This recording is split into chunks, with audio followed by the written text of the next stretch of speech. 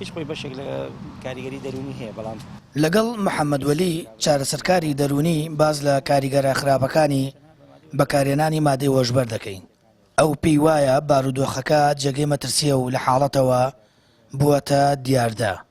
پێویستە هەرچی زووە لە هەموو لایەکەوە کاری خێرا بکرێت بۆ ڕێگری و کەمکردنەوەی بەکارهێنانی مادە هۆشبەرەکان تا کۆمەڵگە لە ڕووی دەرونی و ئابووری و تەندروستیەوە بەرەو داڕوخانی زیاتر نەڕوات.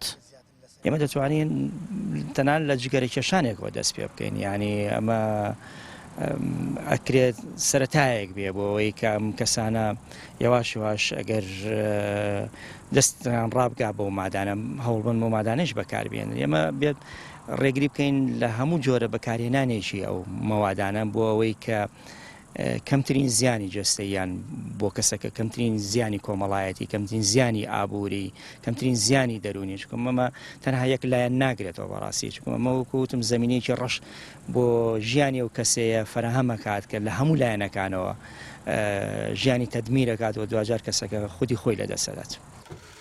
ئامارەکان لە هەرێمی کوردستان و لە پارێزگای هەڵەبجاش بە تایبەت جێی داخن بە شێوەیەک ڕۆژانە و مانگانە بەکارهێنەران و ئەوانەی بازرگانی بە مادەی هۆشبەرەوە دەکەن بەرز دەبێتەوە. داواش دەکرێت هەنگاوی توندوتۆڵ بگیرێتە بەر بە تایبەت لەسەر سنوورەکان تا ژیانی گەنج و ئەوانەشی بەکارهێنەرن زیاتر لە نێو نەچێت.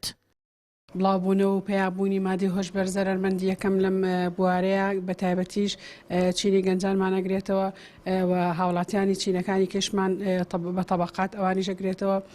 هیوادارم بە هەموو شێوەیەک بە توندوتۆڵی لەلایەن دەستگا ئەمنیەکانەوە لەلایەن ئیدارەی شارەکانەوە لەلایەن ئاسایشی هەرێمەوە بە هەموو شێوەیەک ڕێگری بکرێت لەم بڵاوبوونەوە و پیاتێپەڕبوونی مادەی هۆشبەرەکان کە ئێستا حالی حاضر کوردستان بۆ بە ڕێگەیەکی پەڕینەوەی کۆمەڵێکی زۆر لە جۆرەکانی موادی هۆشبەر بۆ وڵاتەکانی کە بەشێک لەوانەی سزای بەندیخانە تەواو دەکەن هەوڵ دەدرێت لەژێر چاودێری چارەسەرکارانی دەرونی بگەڕێنرێنەوە بۆ نێو ژیانی ئاسایی.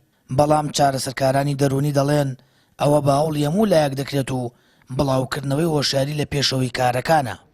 بەپێی ئامارە فەرمیەکان لە ساڵی ڕابردوودا 3290 کەس لە بازرگان و بەکارهێنەرانی مادەی هۆشبەر لە هەرێمی کوردستان دەستگیر کراون. لە نێوان ساڵانی 2019 تا 2023 2 تۆن و 708 کیلۆگرام مادە بە سەرجەم جۆرەکانیەوە دەستی بەسەرداگیراوە. بەماش دەردەکەوێت هەرێمی کوردستان بووە تا ڕێڕەوی گواستنەوە و دابشکاری بازرگانی مادەی هۆشبەر. سامان فەتاح، کەناڵی ئاسمانی پەیام، هەڵەبجە.